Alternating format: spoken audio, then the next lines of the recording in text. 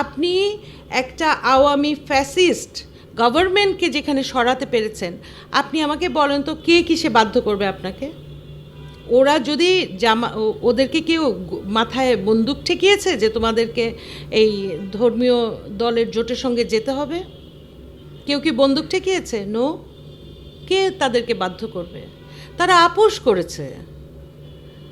NCP মানে হচ্ছে একটা আপোষের দল। ওরা যেখানে যখন ওদের কাজ কি, ওরা এমপি হইতে চায়। ওদের কথা হচ্ছে আমি এমপি হব, আমাকে এমপি বানাও।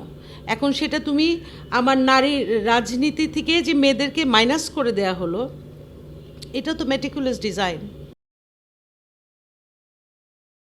দে হ্যাভ ফেইল্ড, তারা ফেইল করেছে। আপনাকে কে বাধ্য করবে? আপনি একটা আওয়ামী ফ্যাসিস্ট গভর্নমেন্টকে যেখানে সরাতে পেরেছেন, আপনি আমাকে বলেন তো কে কিসে বাধ্য করবে আপনাকে? ওরা যদি ওদেরকে কেউ মাথায় বন্দুক ঠেকিয়েছে যে তোমাদেরকে এই ধর্মীয় দলের জোটের সঙ্গে যেতে হবে? কেউ কি বন্দুক ঠেকিয়েছে? নো। কে তাদেরকে বাধ্য করবে? তারা আপোষ করেছে। এনসিপি মানে হচ্ছে একটা আপোষের দল। ওরা যেখানে যখন ওদের কাজ কি, ওরা এমপি হইতে চায়। ওদের কথা হচ্ছে আমি এমপি হব, আমাকে এমপি বানাও। এখন সেটা তুমি আমার নারীর রাজনীতি থেকে যে মেয়েদেরকে মাইনাস করে দেয়া হলো, এটা তো meticulous design, completely meticulous design. এবং আমি বললাম তো, আমি আবার রিপিট করছি, যদি আমাকে ভুল প্রমাণিত না করে তাহলে আমি আবার বলবো যে এই এনসিপির আমাদের মেয়েরা যেভাবে সিস্টেমেটিক্যালি মেয়েদেরকে এই নির্বাচনী প্রক্রিয়ার বাইরে থেকে নিজেদেরকে আপোষ করে সরে গেল, এটা একটা অন্যায় কাজ। কেউ কেউ বলছেন যে জামাত এনসিপি এটা পূর্ব পরিকল্পিত ছিল। দলটা যখন তৈরি হয় তখন জামাতের অর্থায়নে তৈরি হয়েছে, এখন ঘরের দল ঘরে আসছে। এটা কিন্তু অস্বীকার করা যায় না। মানে অস্বীকার করতে পারলে ভালো হতো, আমি যদি একটা কাউন্টার যুক্তি দিতে পারতাম, কিন্তু নাই। আমরা যেটা দেখলাম, তারা কখনো সরকারের লালিত পালিত প্যাম্পারিংয়ের ভিতরে ছিল অথবা জামায়াতের প্যাম্পারিংয়ে ছিল। তারা কখনো ইন্ডিভিজুয়ালি ইন্ডিপেন্ডেন্টলি স্বাধীনভাবে দাঁড়াতে পেরেছে? পারে নাই, পারার কথাও ছিল না। কেন বলেন কেন ছিল না? কারণ ওরা তো জুলাইয়ের যে শক্তির থেকেই তো নিজেদেরকে বিচ্ছিন্ন করে ফেলছিল। একেবারে গোড়ার দিকেই তারা নিজেদেরকে মানুষ মানে গণবিচ্ছিন্ন করে গেছে কোথায়? ক্ষমতার কাছে। ওদেরকে সচিবালয়ে যেতে হবে, ওদেরকে প্রতিটা মিনিস্ট্রিতে ওদের পিএস এপিএস বিশেষ সহকারী অমুক তমক আবঝাপ হতে হবে। ঠিক আছে, কোন আপনি বলেন কোন অধিদপ্তরের ছাত্র প্রতিনিধি ছিল না? এই যে জুলাই ফাউন্ডেশন এবং স্বাস্থ্য মন্ত্রণালয়, এই যে শহীদদেরকে, এটার সাথে তো আমি সরাসরি আমি জানি এই প্রক্রিয়াটা, সেখানে ছাত্র প্রতিনিধি ছিল, এই সমন্বয়কদের থেকেই ছিল। তারা ফেইল করেছে, ফেইল করে নাই, তারা কম্প্রোমাইজ করেছে।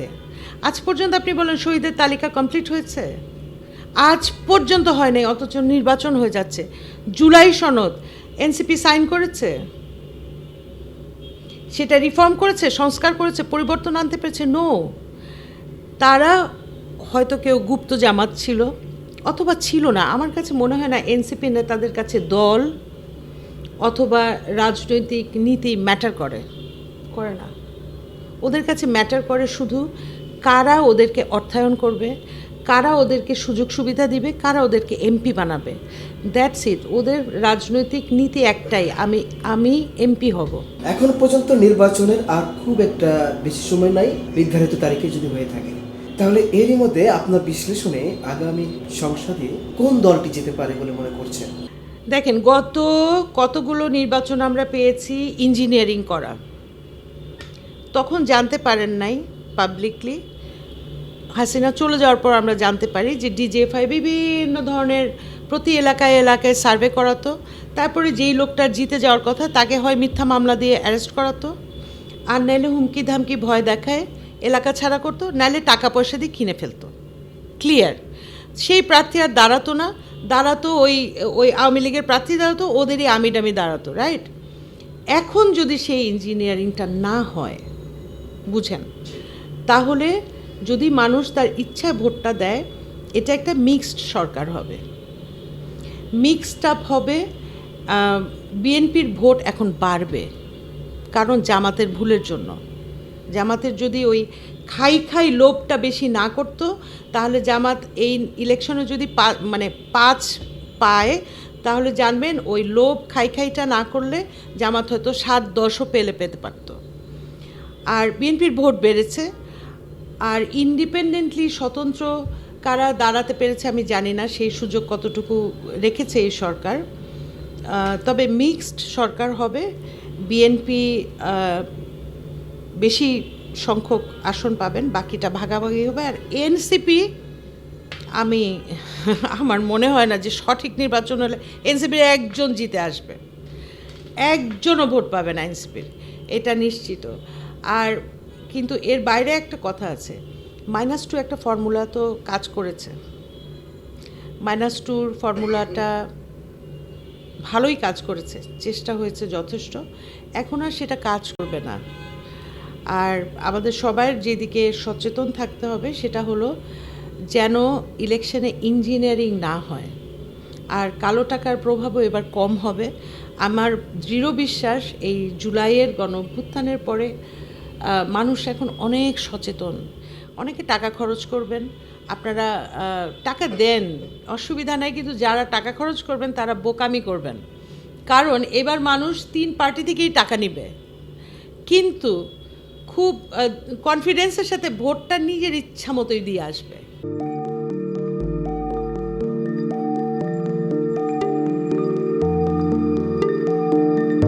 পহেলা জানুয়ারি 2026 ইউটিউব জার্নালিজমের অগ্রদূত changeTV.press সংগ্রাম মুখর 7 বছর পেরিয়ে পা রাখলো গৌরবান্বিত 8 বছরে। এই আনন্দ প্রহরে সবাইকে নিরন্তর শুভেচ্ছা। আমি নিজেকে ধন্যবাদ মনে করি, আমি সৌভাগ্যবান। চেঞ্জ টিভির পক্ষ থেকে আমার সাক্ষাৎকার নেওয়ার জন্য তারা আসছেন, এবং চেঞ্জ টিভি দীর্ঘ 8 বছর ধরে এই কাজগুলি করছে। আমি তারা অনেক ভালো কাজ করেছেন, দেশের মানুষের সুখ দুঃখের কথা প্রত্যক্ষ তুলে ধরছেন। আমার আশা থাকবে চেঞ্জ টিভি সামনের দিকে উত্তরোত্তর আরও সমৃদ্ধ হবে।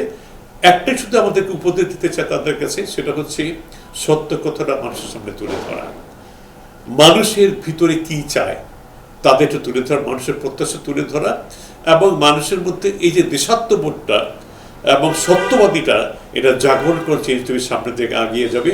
এবং যারা দেশের কথা চিন্তা করে এবং দলমত নির্বিশেষে যে লোকগুলো আছে, তারা দেশের কথা চিন্তা করে, দেশের উন্নয়নের কথা চিন্তা করে, কোনো পক্ষপাতিত্ব করে না, তাদের বক্তব্য দেশের মানুষের তুলে ধরা, এই কাজগুলি সামনে এগিয়ে নিয়ে যাবে, এটা আমার প্রত্যাশা। অনেক ধন্যবাদ আপনাদেরকে, দেশবাসীকে, দেশবাসী সবাইকে আমি ধন্যবাদ জানাচ্ছি। changeTV.press এক ফোঁটা হলুদ নেই। আমরা শুধু আপনাদের কাছে একটাই আবেদন করব, মিথ্যার পিছনে দৌড়বেন না, সত্যকে ধারণ করেন, সত্যকে জনগণের কাছে তুলে ধরেন। সেটা যতই কঠিন হোক না কেন, পিছপা হবেন না, ভয়ের কোনো কারণ নাই। আল্লাহর সাথে থাকেন, আল্লাহ আপনাকে সাহায্য করবে। কোনো মানুষের কাছ থেকে কোনো সাহায্য কামনা করবেন না। ধন্যবাদ। changeTV.press এক ফোঁটা হলুদ নেই। হ্যাঁ, চেঞ্জ টিভি আমি বিশেষ কারণে দেখি সুযোগ পেলে, বিশেষ করে তোমার অনুষ্ঠানটা যখন হয় আগে পরে আমি দেখে থাকি, ভালো লাগে, উপস্থাপনা ভালো, মোটামুটি সব কিছু ভালো। আমি তাদের শুভকামনা করি, এবং চেঞ্জ টিভি আমি আশা করি সবসময় নিরপেক্ষ, যেহেতু এই চেঞ্জ টিভিটা সংবাদ প্রচারের একটা মাধ্যম, সুতরাং সঠিক সংবাদটাই চেঞ্জ টিভি প্রচার করবে, এটাই আমার কামনা থাকবে তাদের কাছে, সেই সঙ্গে আমার শুভেচ্ছা থাকবে। changeTV.press এক ফোঁটা হলুদ নেই। সুপ্রিয় দর্শক, এই চেঞ্জ টিভি বিগত 7 বছর ধরে খুবই গুরুত্বপূর্ণ ভূমিকা পালন করছে আমিরুল মোমিনিন মানিক।